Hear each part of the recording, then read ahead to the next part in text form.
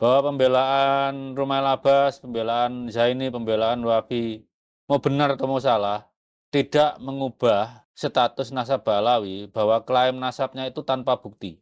Klaim yang tidak disertai bukti bisa ditolak juga tanpa bukti. Klaim yang tidak disertai bukti bisa ditolak juga tanpa bukti. Saya ini dipanggil budak Yaman, Pak. Saya dipanggil jongos Yaman. Ini pribumi melawan budak Yaman jika memang itu nggak ada Ba'alawi di sana. Terus ada insinuasi bahwa semua Ba'alawi itu melakukan hal yang sama, seperti perbudakan kepada orang-orang Jawa atau masyarakat Jawa gitu. Ba'alawi ini nasabnya sahih dan termasuk nasab yang paling sahih di dunia. Keturunan Rasulullah SAW itu dari marga Ba'alawi. Kalau di sini habaib. Dalam filsafat, siapa yang berkewajiban memberikan bukti atas klaimnya adalah yang punya klaim. Klaim yang diajukan tanpa bukti itu bisa diabaikan juga tanpa bukti. Makanya saya dulu bilang, kita bisa menolak nasab Ba'alawi tanpa riset, karena nggak ada buktinya. Kalau kita baca dari A sampai Z hadis-hadis Nabi tentang hari kiamat, apa kata Nabi? Nanti tentara-tentara Allah ada di dua tempat.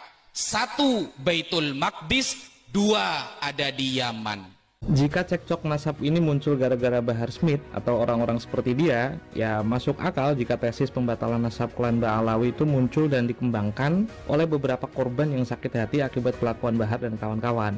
Idrus Romli itu orang alim. Alim ya'mal bi ilmih, orang alim yang mengamalkan ilmunya. Bisa anak sebut beliau itu ar-rasikhuna fil ilm.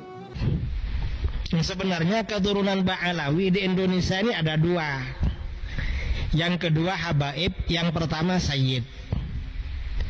Kalau sayyid ini sebelum habaib, sayyid ini dulu penyebar Islam ke Indonesia. Itu kan sayyid.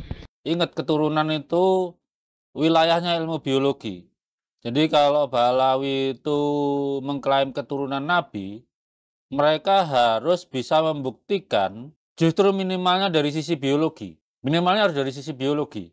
Baru ditambah sisi historis. Berkuat, jangan dibalik. Saya tes DNA, ternyata 70% saya keturunan Eropa. Tapi dalam hati saya ini saya sedang menghadapi orang-orang yang sangat keren sebenarnya. Keren. Mereka ini keren, Pak. Makanya orang-orang keren seperti ini tidak bisa dilawan itu. Setelah saya membaca dengan sangat dalam semua haplogroup di Weiffel sama di Family Tree DNA, saya menilai kalau ihtimalnya terlalu banyak daripada ini maktuk. Ini bisa sangat sahih, itu nggak bisa. Akhir zaman ini dosa besar semakin bermunculan, termasuk membatalkan nasab. Rasulullah SAW bersabda dalam Sahih Muslim, "Ithnani finnas fihima kufrun." Dua perkara pada manusia, dua perkara ini mengandung kekufuran. At-ta'nu fil ansab, mencela nasab. Mencela nasab itu membatalkan nasab. Idrus Romli, Masya Allah, orang alim betul itu beliau itu. Anak angkat topi ya. Hormat buat Idrus Romli. NU lurus, ilmunya nak diragukan lagi keilmuannya beliau itu. Luar biasa. Dr. Carl Sagan itu malah mengajukan kriteria bahwa klaim yang luar biasa itu juga memerlukan bukti yang luar biasa. Gitu. Masa level kayak Pak Imaduddin kayak begini dalilnya mau diajak diskusi gitu loh. Gak pantas mau diajak diskusi kayak gitu. Ini bukan model-model orang ilmiah, orang terpelajar. Ini modelnya orang-orang stres ini. Harus masuk RSJ kayaknya ini. Karena jika jenengan itu ngetes, banyak outlier yang seharusnya dia keluarga tapi ternyata haplogrupnya itu di luar dari klan di sana. Ada yang para ulama itu menjadi rujukan dalam bidang yang menjadi keahliannya. Itu para ulama. Kalau bukan ulama, nggak bisa menjadi rujukan dalam bidang apapun. Termasuk dalam bidang nasab, apalagi artis, penyanyi, dangdut.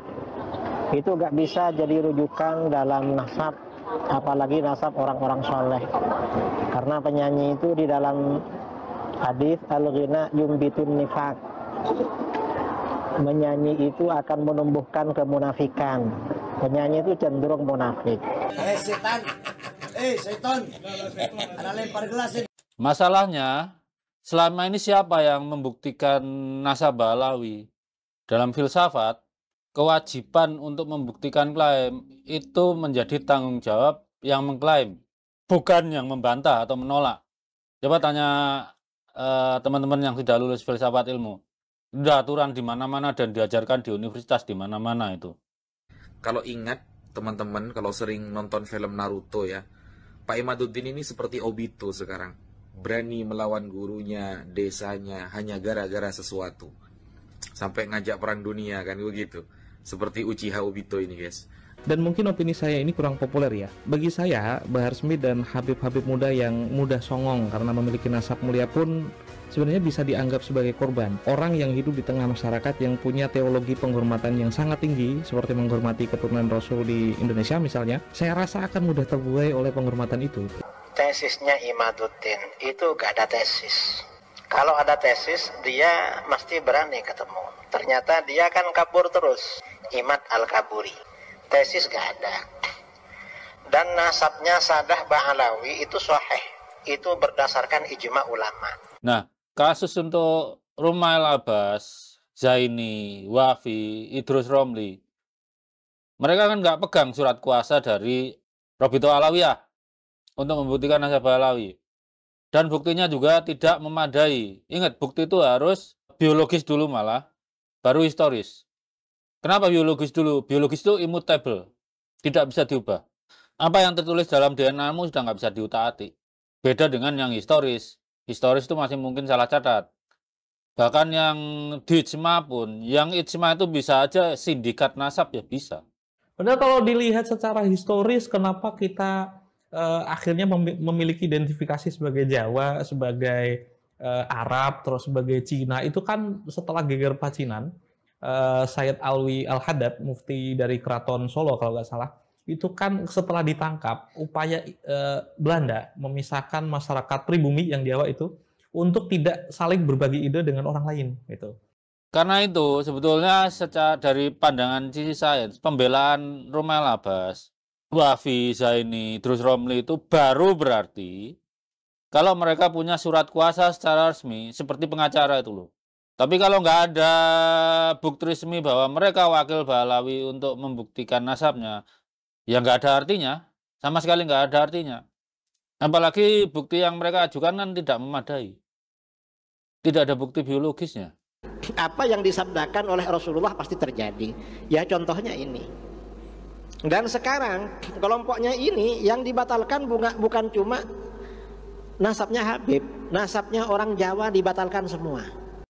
Saya sudah membagikan jurnal-jurnalnya. Ini kan perkara deduktif sebetulnya. Saya nggak perlu bikin publikasi seperti itu.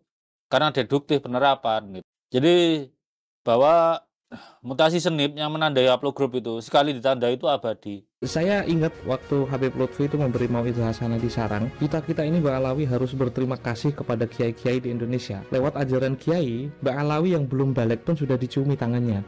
Maka Bani Ali dengan Bani Kohen itu akan pasti sama haplogrupnya karena kakek moyangnya sama. Definisi haplogrup itu kan sekelompok laki-laki yang berbagi yang berbagi genetik yang sama karena berasal dari kakek yang sama. Jadi kalau misalnya ini dilihat dengan cara yang sama, ada identifikasi ini pribumi, ini Yaman, saya tuh bertanya, bukankah ini yang dilakukan oleh Belanda di masa lalu? Ada yang ngomong ini pribumi melawan budak Yaman. Jadi itu sebetulnya ya pinternya Mas Rumel sih. Bukan wakil resmi Robito Alawiyah tapi bisa menikmati keuntungan finansial ya cerdasnya dia lah. Anggap aja Ba'alawi didawiri Rumel ya nggak apa-apa. Jadi selama ini yang melakukan pembelaan yang mungkin bisa mewakili keluarga ya Ventador itu. Kan dia jelas Ba'alawi. Walaupun kemampuannya itu jauh di bawah minimalnya. Kalau dia nggak percaya bilang gitu, saya bayari tes TPA. Apalagi biologi. Suruh nunjukin ijazah atau rapotnya. Kapan dia belajar biologi? Nggak ada. Atau mungkin dulu boleh itu Fikri Sahab. Tapi yang ngawur, banyak bohongnya dia. Jadi itu. Bahwa pembelaan Rumail Abbas, pembelaan Zaini, pembelaan Wafi. Mau benar atau mau salah, itu tidak mengubah status nasab Ba'alawi bahwa klaim nasabnya itu tanpa bukti. Klaim yang tidak disertai bukti bisa ditolak juga tanpa bukti. Seperti halaman lihat Wikipedia, kalau nggak percaya Wikipedianya, diklik itu angka-angka itu referensinya, buku aslinya. Begitu ya teman-teman. Jadi pembelaan Rumail, pembelaan Wafi, pembelaan Idrus Romli atau Zaini means nothing gitu. Nggak ada artinya. Mereka nggak pegang surat kuasa dari Robito Alawiyah.